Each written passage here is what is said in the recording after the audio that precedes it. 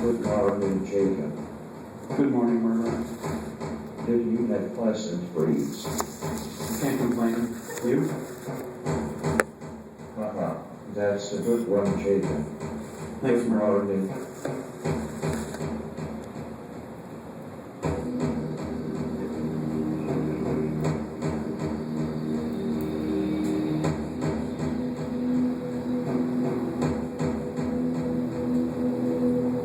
145 years ago, Jacob Blue traveled further from Earth than any human ever had before. In a small spacecraft, with a humanoid robot named Merlin, Jacob was sucked into a rift and was never heard from again.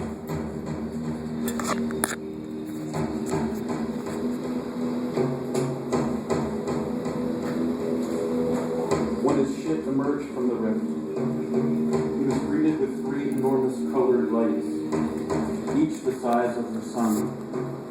One red, one blue, and one yellow.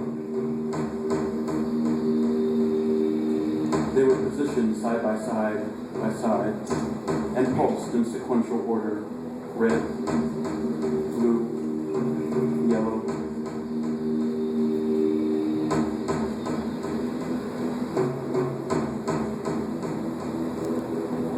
And though Jacob's ship kept moving, the lights never got any closer or further away. And so it has been ever since. The days turned into months, into years and decades, and then a century passed unheralded.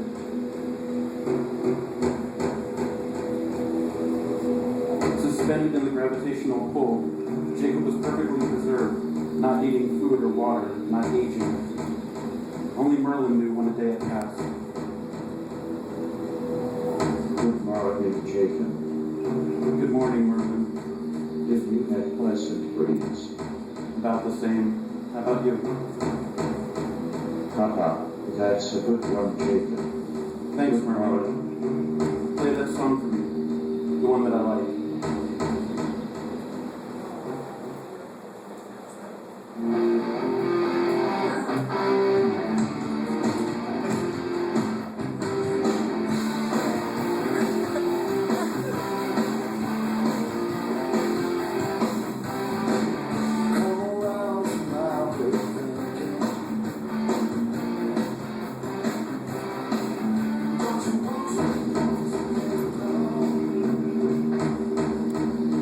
Sometimes Jacob likes to think about life back on Earth. His wife Madeline. How soon until she had taken another lover? How soon until she had remarried? Had children? Was there a funeral? Was he called a hero? Did the president say some nice words about him at a press conference? Is there a street named after him in his hometown?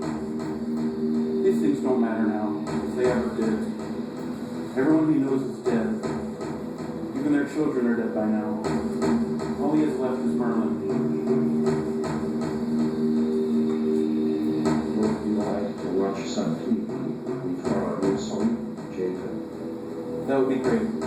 Thanks, Merlin.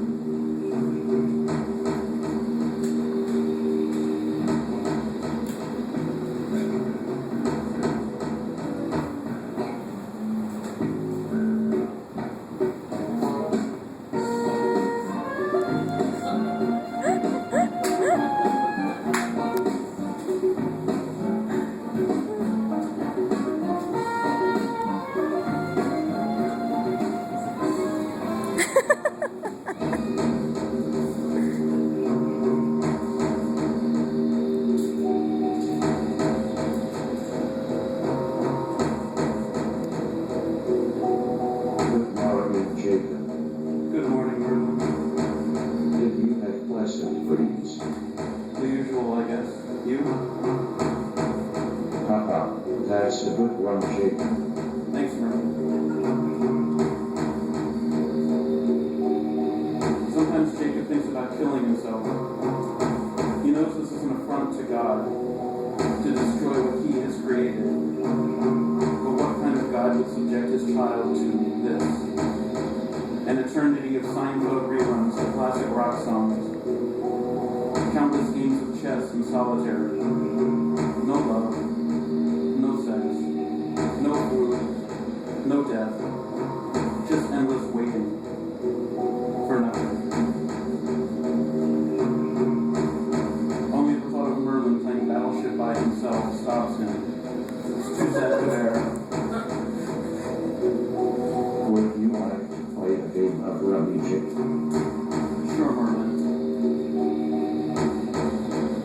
That night, the yellow light goes out.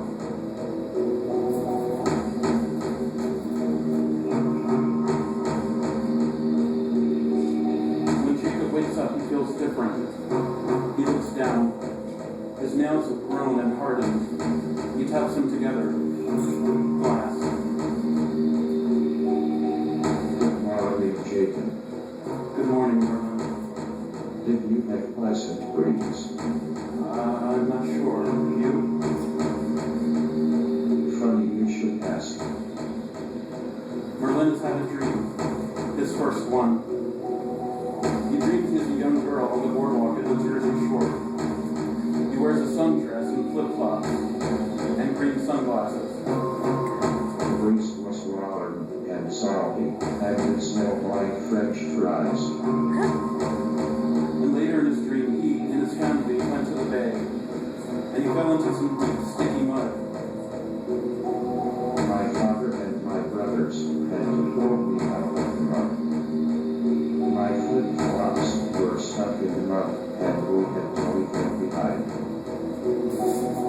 Jacob knows this story.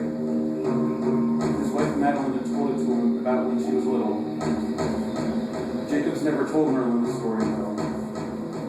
Jacob and Merlin never touch, unless it's accidentally. When Merlin comes over and lays his head on Jacob's shoulder, Jacob strokes his head. Electricity travels between them in sparks of white light. Jacob looks at his hands. The lines in his palm are straight, intersecting, a grid. They don't watch TV that night.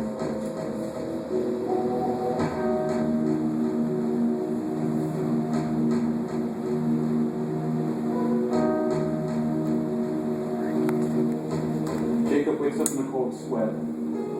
He'd been dreaming of lightning storms and hurricanes and tidal waves. His sheets are soaked with a green acidic fluid.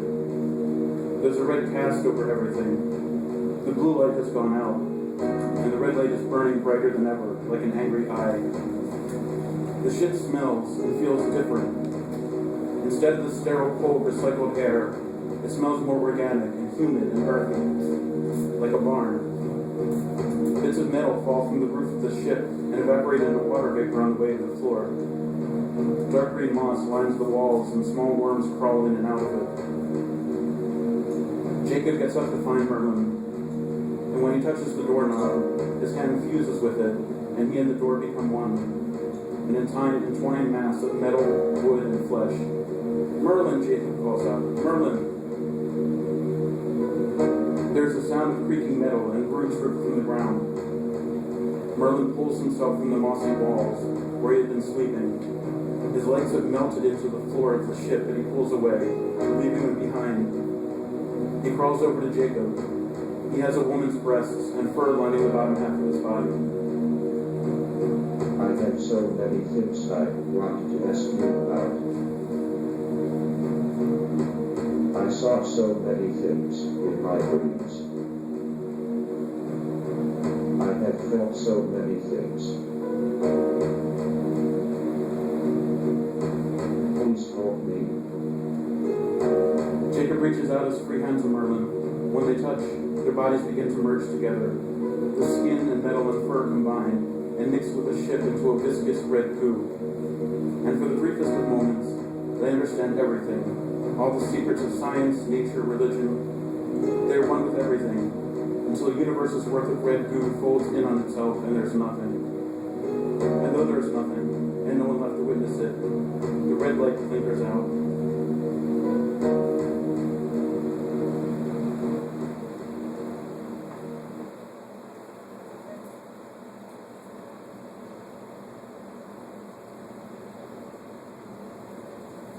Some time passes. Who can say how much? And the lights blink back on. Red, blue, yellow.